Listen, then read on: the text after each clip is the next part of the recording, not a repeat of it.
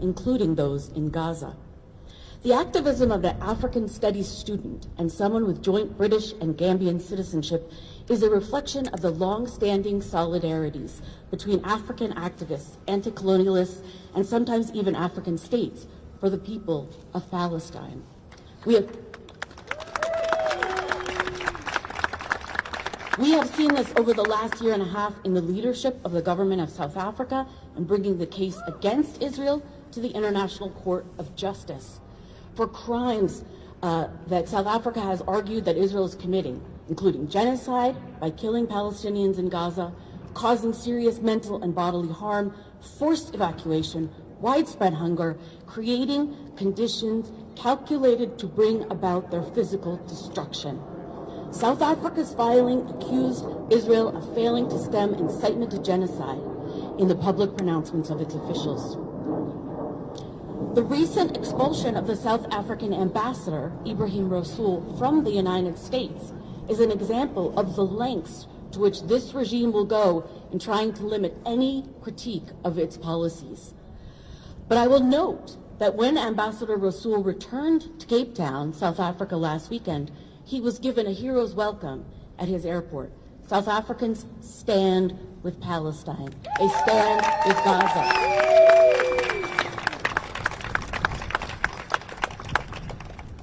Ambassador Rasool, speaking at the airport to the crowd, said about Gaza, "As we stand here, the bombing has continued. The shooting has continued. And if South Africa was not in the ICJ, Israel would not be exposed and Palestinians would have no hope." He said, "We cannot sacrifice the Palestinians, but we will fight for it and we will keep our dignity." My colleagues have already, end quote, my colleagues have already noted how these detentions of our colleagues, scholars, and students like Dr. Suri, like Mohammed Khalil, like Mamadou Tal, are linked to a wider pattern, both historic and increasingly repressive, of academic, intellectual, and ideological repression, both in the US and around the world. The current escalation is a long-standing and well-documented pattern that has only increased. We demand Dr. Suri's release. Free Badar Khan Suri. Free Badar Khan Suri. As has been noted, we must protect each other. We must protect our students, our institutions, and our liberties. While we do commend Georgetown for insisting on the principles of academic freedom, and we do hope that they continue to do so, certainly as compared to some of their peer institutions, and we do demand that they work with other institutions to maximize the power of universities, but we also insist and demand that Georgetown call for Dr. Suri's immediate release. And we call on Georgetown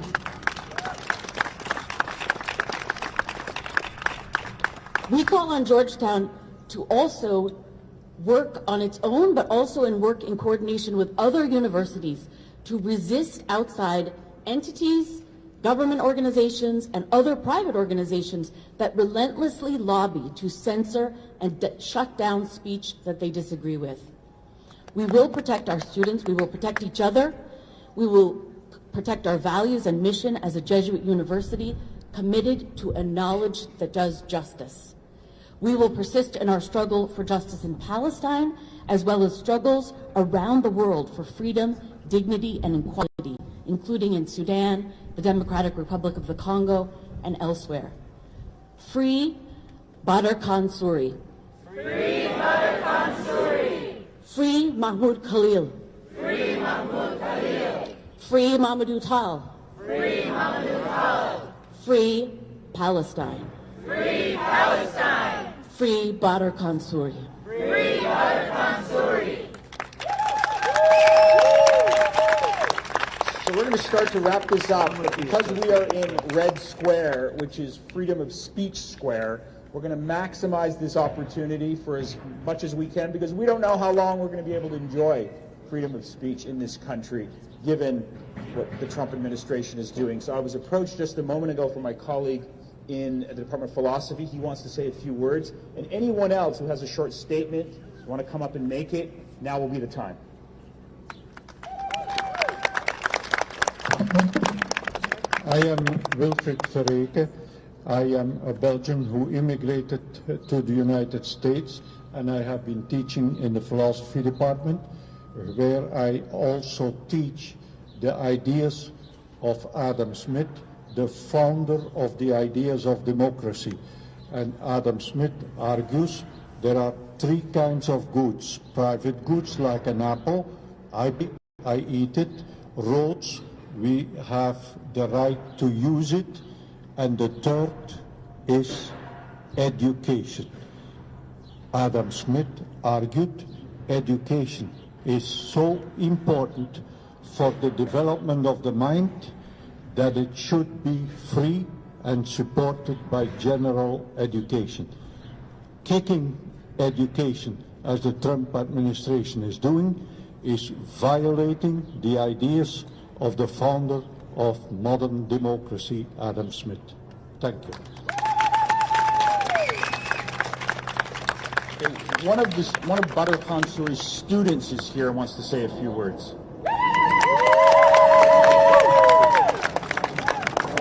Hello, everyone. This is on a whim. I did not know I was going to be speaking, so bear with me.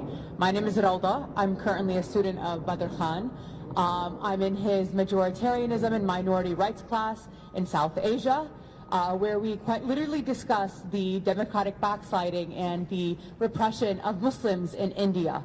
Badar Khan is very open about his views and his wants for democracy in India, and how he speaks about the racism and the discrimination towards minorities in India.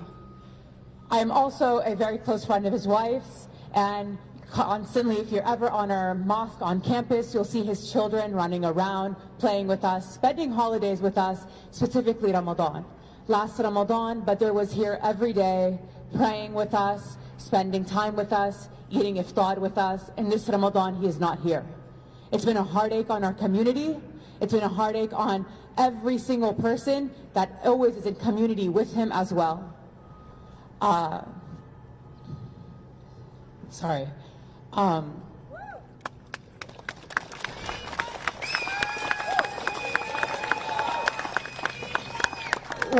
When I went to go see his wife a few days ago to make sure that she was okay and catch up with her and make sure the children are okay, one of the things that she told me, that during his arrest, the last thing that he told her was, take care of my students. He told her, I need to make sure that my students are taken care of, and the class continues. If this doesn't tell you the type of person that Badar Khan Suri is, then I don't know what will. He was so worried about his students in his class and what will happen. And I just want to tell you, we're 5 students. We're a very small class. We're very close-knit. We spend 2.5 hours every Monday listening to him lecture and then asking him questions. And one of the last few things that he told his wife was, take care of my students. Badar Khan is for the people. Badar Khan is for these things, and we must all stand up for him. And I'm so happy to see each and every single one of you today, but this doesn't stop right now. This continues for not just Badar Khan, but Mahmoud Khalid, for everyone else, because this isn't going to stop. We're 2 months in, we heard that earlier, and it's just only going to get worse from here. So I want to ask each and one of you today to take the commitment to stand up for, your rights, the rights of those around you, and the rights of everyone on this campus. Free Badar Khan Suri. Thank you. We've got 2 more people who want to say a few words, and we'll start with this young man.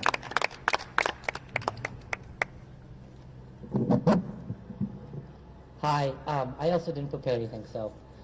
I met Badr my freshman year. He was one of the first people I met at the masjid, and Badr was back there. And he introduced himself to me, and like everyone said, he said he was from India, and he was here doing research in the ICC. So after that, I became pretty good friends with him. I would see him almost every single day in the masjid. I'd see him around.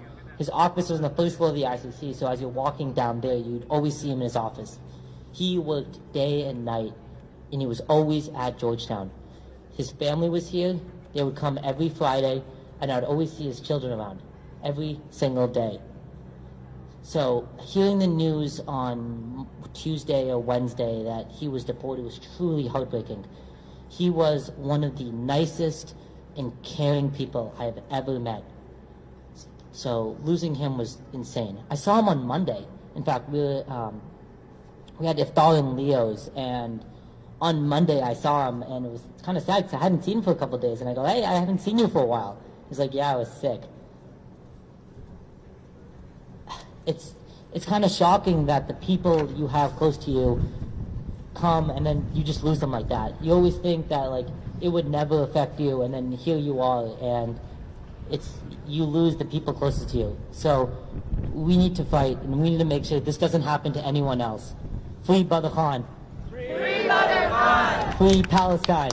Free Palestine. We have one more person who wants to come up and say a few words, and we're going to start to wrap this up. Everybody, thank you so much. I just wanted to say a few words on behalf of sort of other faculty in other departments. My name is Bradley Gorski. I'm in the Slavic department, and I have witnessed the tactics that are being used right now by the Trump administration, being used in Russia among my friends and colleagues to tamp down free speech. And it is extremely concerning to see them being used here in the United States. But I wanted to use this opportunity to just remind everybody sort of where the power lies. I think we like to think of universities as sort of a pyramid of power with the students at the bottom, faculty, president at the top of that power system. But it's actually the other way around. The president is at the bottom of a power system that extends up to the board of trustees and big capital that is actually pulling the strings that we don't see. The only way that we can have the power, the people who actually do the learning, the teaching, the research on campus, is to raise our voices and demand what is important for us. This is essential. This is why you are out here, and this is why we need more and more people out here raising our voices, saying that higher education is important, saying that what we do on campus, teaching, learning, and research, is more important than the money that flows through the campus and is more important for the decisions that we're going to make. So stay out here, raise your voices. Divestment, free Palestine, and first and foremost, please keep in mind that we are out here to demand the freeing of our colleague Badar Khan Suri. Free Badar Khan Suri. Raise your voices. Free Badar Khan Suri. Free Badar Khan Suri. Last opportunity. Anyone else want to come forward and say a few words? This is Red Square, Freedom of Speech Square. The floor is open.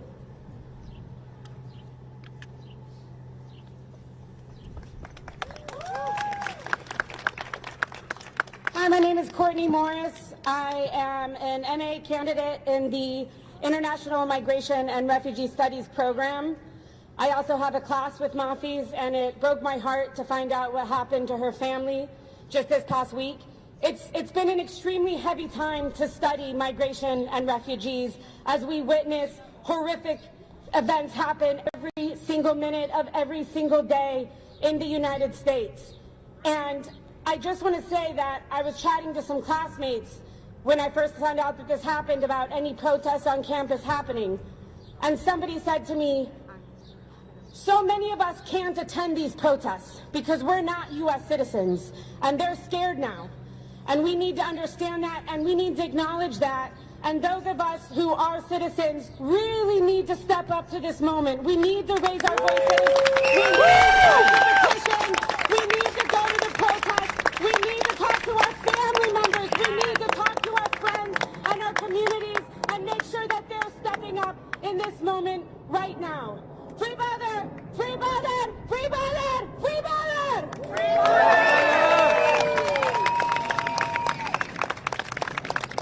The floor is still open. Anyone else want to come up and say a few words?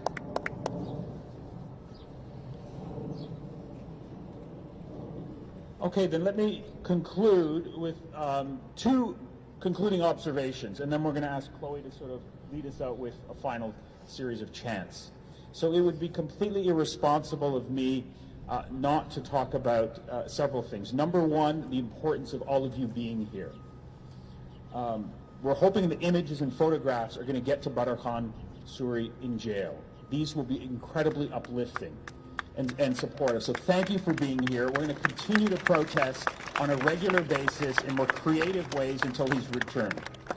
Second of all, at the exact moment, roughly a week ago, when Badar Khan Suri was arrested outside of his apartment, at that exact moment, back in Gaza, the state of Israel, after coordinating with the Trump administration, broke an existing ceasefire agreement and launched what is now known as one of the biggest massacres of children in Gaza in the history of the Gaza Strip. Within the first few hours of that attack on March the 17th, according to Amnesty International, 400 people were killed, including 187 children. Over the last week, that number now is approaching close to 1,000 people in 1 week. Those people are being killed, let us not forget, with American-made weapons and with the support of the American government, both political parties. It's not an exaggeration to say, as I read what's happening in Gaza, this is the final chapter of a genocide that's been going on for a year and a half. Israel has now issued a directive calling for voluntary migration from Gaza, implementing Trump's morally obscene ethnic cleansing plan that he announced last month. This is where we are. And unfortunately, we don't have the power to stop the genocide, but at least we can call it out. And when the history of Georgetown University is written during this moment, at least we can be proud to say that we didn't stay silent. We came out, we called out the genocide, we called out those people who are implicated and responsible for the genocide, and we're hoping that at least future generations will be able to learn from the moral example of protests such as this, the heroic protests of the Gaza encampment movement last year, and the solidarity that many people around the world feel with the people of Gaza at this moment. The last thing that I want to say is that if you think what's happening right now is a passing moment, the crackdown, the repression, the arrests, I'm here to tell you, you need to think again. What we're seeing right now is a very clear and steady transition toward authoritarianism. I've studied this my entire life.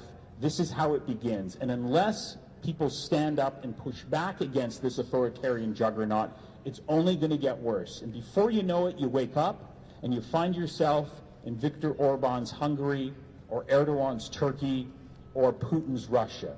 So what's demanded of us at this moment is to not think about this as a passing moment. The Democratic Party is not going to come and rescue us. The problems here are very deep.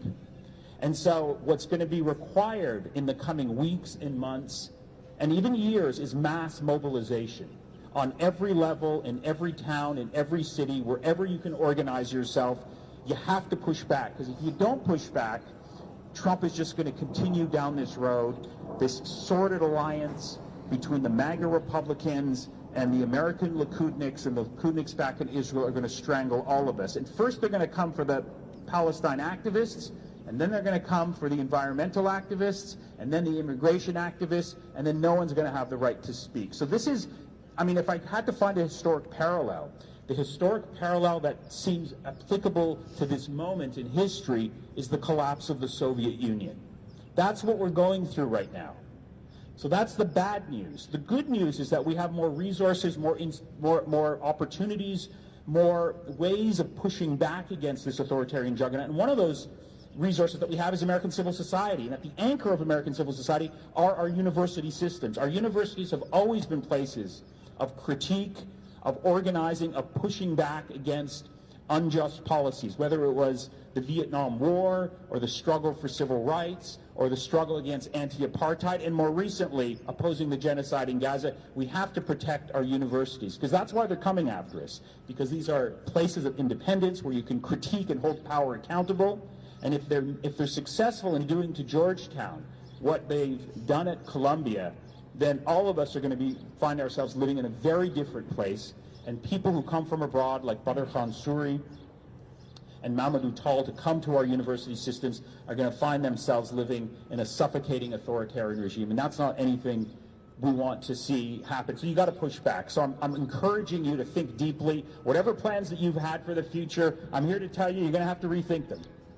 Because if you don't push back and mobilize, it's game over for all of us. So thank you all for coming. Let's continue to mobilize and organize in support of Badar Khan Suri. Let's continue to organize and mobilize to stop this horrific genocide in Gaza, which is intensifying, and it's only going to get worse. And let's continue to fight for what's left of our democracy. I think if we do that, then I think we have a chance of winning. Over to Chloe for closing remarks.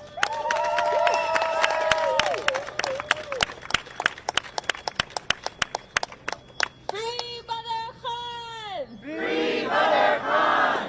Free Badar Khan! Free Badar Khan! The people united will never be defeated. The people united will never be defeated. The people united will never be defeated. The people united will never be defeated. The people united will never be defeated. The people united will never be defeated.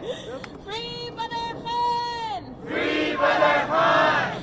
Free, free Palestine! Free, free Palestine! Free, free, free Palestine! Free, free, free Palestine! Free, free Palestine! Free, free Palestine! Free, free, free Palestine! Free, free, free Palestine! Free Badar Khan! Free Badar Khan! Free Badar Khan! Free Badar Khan! The people united will never be defeated.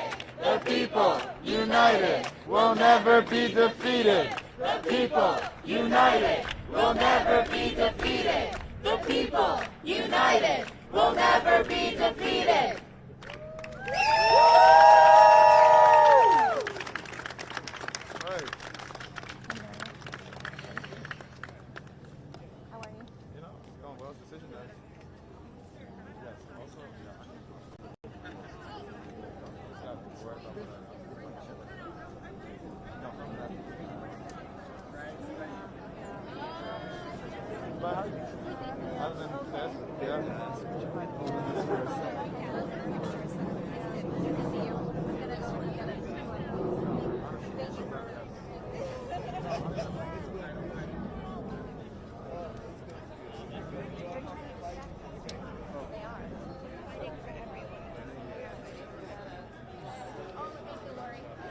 Thank you very much. Hey, Jose, good to see you. He's Don. How are you? I was hoping we had some photos here. You came right now? 20 minutes?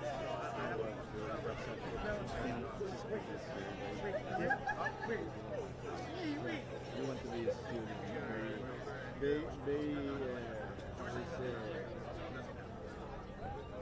No way.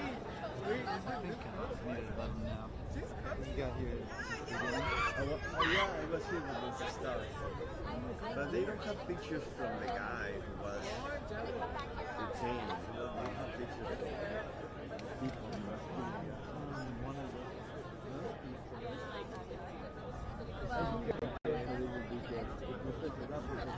yeah, I think this is everyone. I'm looking for. You want to ask her? Good. She's a professional. She said her. I think not a cop. You want to interview her? Maybe do. If you want to interview her, that is one of the friends of the. She's a professor and is a friend of the professor.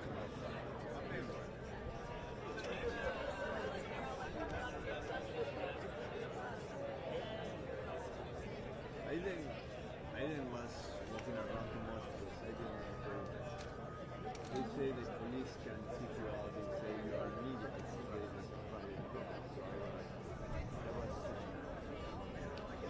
Yeah. Sure. No, it looks like she's doing anything. This guy was the one to organize.